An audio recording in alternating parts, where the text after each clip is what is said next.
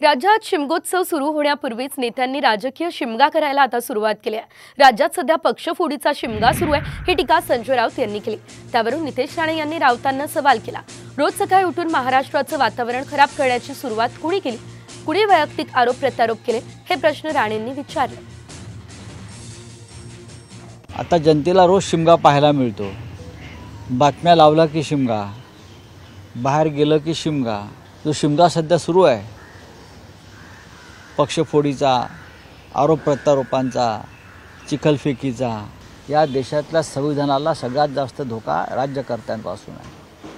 त्याच्यामुळे संविधान वाचवणं आणि संविधानावर जे हल्ला करतायत त्यांचे त्या होळीमध्ये दहन करणं हे आमचं कर्तव्य आहे, राष्ट्रीय कर्तव्य आहे। महाराष्ट्रामध्ये ज्या पद्धतीने आरोप प्रत्यारोप होत आहेत, खालच्या पातळीची टीका होते आहे, त्याच्यामुळे शिमगा महोत्सवाला गालबोट लावण्याचं काम सुरू आहे अशी खंत व्यक्त केली। आता रोज सकाळी उठून महाराष्ट्राचं वातावरण खराब करण्याची सुरुवात कोणी केली, कोणी वैयक्तिक आरोप प्रत्यारोप सुरू केले। उदयनराजेंना भाजपानं वेटिंगवर ठेवलं आणि याचा विचार उदयनराजेंनी केला पाहिजे असं म्हणत संजय राऊत यांनी भाजपला टोला लगावला।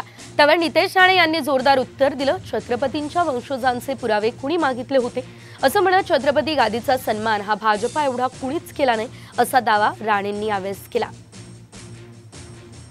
शिवरायांच्या गादीचा मान सन्मान अशा प्रकारे राखता येत नसेल किंवा त्यांना अपमानित केलं जात असेल, उदयनराजे असतील किंवा अन्य त्यांचे वारसदार असतील, डिबेट झालं होतं या विषयावर, तेव्हा आम्ही गादीचा अपमान केला वगैरे वगैरे वगैरे हेच होते। पण उदयनराजे भोसले यांना 5-5 दिवस तुम्ही तिथे वेटिंगला ठेवता। वेटिंगला म्हणते मी छत्रपतींना सातारच्या। खरं म्हणजे याचा विचार उदयनराजे भोसले यांनी करायला हवा। आम्ही कसं काय बोलणार, ते त्या पक्षाचे सदस्य आहेत। गजनी झालेल्या संजय राजारामरावला आठवण करून देईन की जाहीर कार्यक्रमामध्ये छत्रपतींच्या वंशजाचे पुरावे कोणी मागितलेले? छत्रपती संभाजी राजे या अगोदर राज्यसभेचे खासदार हे भारतीय जनता पक्षाच्याच पाठिंबावर झालेले। आजही छत्रपती उदयनराजे भोसले हे राज्यसभेचे आमचे खासदार आहेत।